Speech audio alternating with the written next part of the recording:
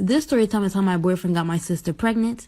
At the time, I just graduated college and I moved into an apartment with my boyfriend. My sister at the time was 2 years younger than me and she was still in college. But she ended up dropping out because she said school wasn't for her anymore. My parents were upset that they had paid for school and she dropped out in the middle of it. So they kicked her out, and me being the older sister, I let her live with me and my boyfriend until she got back on her feet. My sister was also depressed at the time, but me and my boyfriend would always cheer her up. As weeks went by, she ended up getting a job at Target and she helped pay for some of the bills towards the apartment. One day when she gets back from work, she comes into my room saying that she wasn't feeling well and just passed out. She wasn't waking up, so I took her to the hospital. When we got to the hospital, they told us that she was pregnant. Part 2 will be up soon. This is part 2 on how my boyfriend got my sister pregnant. So like I said earlier, my sister passed out and I took her to the hospital, and come to find out she was pregnant. I was happy for her, of course, but she never told me she was seeing anyone. When we got back home, I asked her, "So who the baby daddy?" She jumps and she's just like, some guy from school. I said, "Some guy got you pregnant?" And I bust out laughing. She told me it wasn't funny. Then I asked, "So who is he?" She said, "We don't talk no more," and ran into her room. I let it go, but I noticed something was weird. Couple weeks later, one night my boyfriend leaves our room to go to my sister's. I get up and I listen on to the conversation, and he's basically trying to convince her to get an abortion. So I walk into the room very upset and I ask him, why is he trying to convince her to get an abortion? And I notice he's giving her a stack of money. Part 3 of how my boyfriend got my sister pregnant. So I walked into my sister's room and my boyfriend is handing her a stack of money, telling her she should get an abortion. I start yelling, "What are you doing?" My boyfriend says he's just helping her out. I scream, "Why are you trying to have her get an abortion?" Then my sister interrupts and says, "We need to tell her." She looks at my boyfriend. I'm just like, what the fuck is going on? She tells my boyfriend, "We gotta tell her." I'm like, "Tell me what?" My boyfriend says, "Nothing. There's nothing to tell you." My sister just says straight up, the baby is his. I sit there for a second, and then out of nowhere, I just black out. I attacked him until my sister pulled me off. I went to our room. I packed up my things. I took my boyfriend's clothes, put them into a tub, poured bleach on them, grabbed my things, and left. A couple months later, my sister had the baby. It's now been 2 years, and I still haven't spoken to either my sister or my ex-boyfriend. Story time of my crazy stalker ex-boyfriend. By the way, we're calling him Michael. So me and Michael started talking in the middle of my senior year in high school. I met him at a friend's party and he seemed pretty cool. He was very affectionate. He would take me out all the time. He introduced me to his family. He said he loved me within the first week. He wanted all of my time and he seemed so perfect.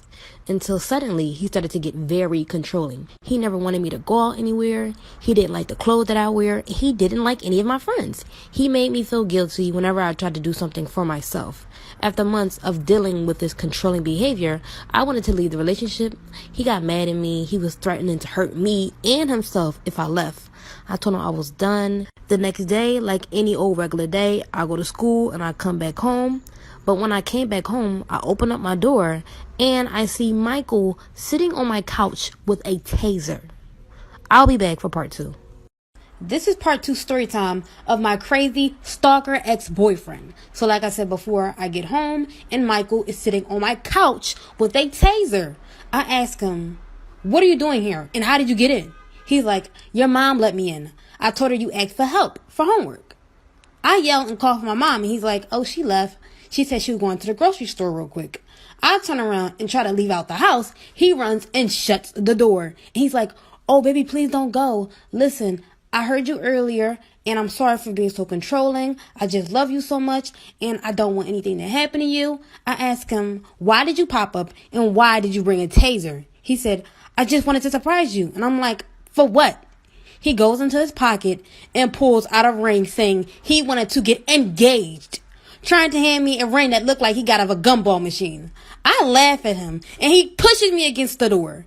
It gets real scary after this. Y'all let me know if y'all want a part 3. This is part 3 story time of my crazy stalker ex-boyfriend. So like I said before, he popped up at my house with a taser. He told me he wanted to get engaged and basically if I didn't say yes, he was going to hurt me. So for the time being, I pretended like everything was okay and I told him yes, even though the idea of it disgusted me. He told me he wanted to go on a getaway trip and that I should pack my bags. I was like, "I have school tomorrow." And he said, "You can miss 1 day of school for your man."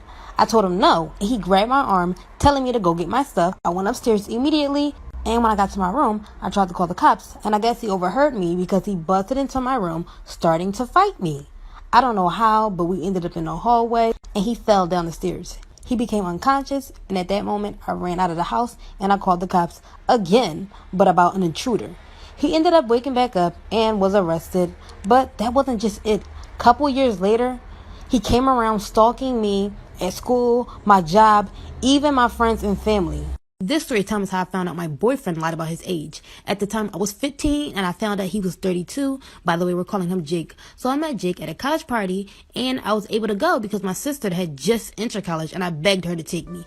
So I had fun. I ended up meeting Jake, and from there, we started talking. He told me he was still in college, and of course, I told him I was still in high school. At the time, he told me he was 18, and he slightly looked older, but I guess he just looked older for his age. And I know we weren't supposed to date at these ages, but my dad was 5 years older than my mom, and I didn't think that it was that bad being 3 years apart. We were together for 10 months.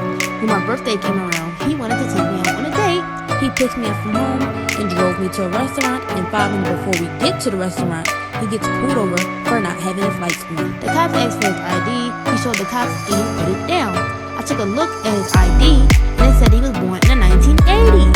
It gets really bad after this. Let me know if y'all want a part 2. This is part 2 of how I found my boyfriend lied about his age. At the time, I was 15 and I found out he was 32. So like I said earlier, he had got pulled over by the cops and he asked for his ID. When he had got it back, he had put his ID in his cup holder. I took a glance and I saw he was born in the 1980s. When the cops left, we drove off. Then I asked him, Jake, how old are you again? He's like, 18. Why'd you ask that? I picked up his ID and pushed it into his face.